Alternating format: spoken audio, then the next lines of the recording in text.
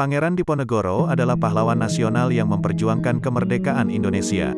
Beliau lahir tanggal 11 November tahun 1785 di Yogyakarta, dengan nama asli Raden Mas Ontowiryo.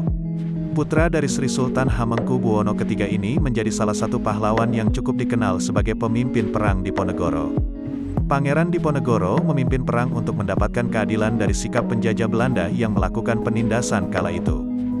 Belanda menyewakan tanah kepada petani pribumi secara semena-mena, sedangkan kepada pengusaha swasta, sewa diberikan tanpa batasan agar bisa dijadikan lahan perkebunan. Pangeran Diponegoro melakukan perlawanan dengan cara membatalkan pajak yang digunakan kepada petani di Tegalrejo bisa membeli senjata dan makanan.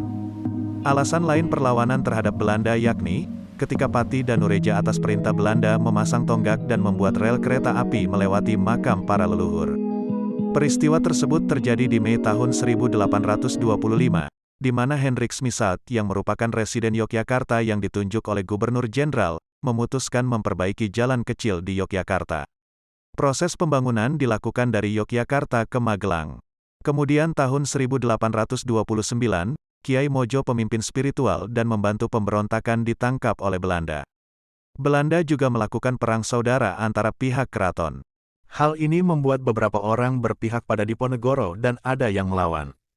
Kemudian pada tanggal 28 Maret tahun 1830, Jenderal de Kock berhasil menangkap pasukan Diponegoro di Magelang.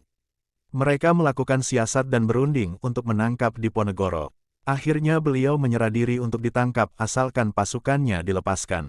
Pada tanggal 8 Januari tahun 1855, Pangeran Diponegoro meninggal di Benteng Rotterdam setelah ditangkap dan diasingkan ke Makassar, yang sebelumnya dipindahkan dari pengasingannya di Manado.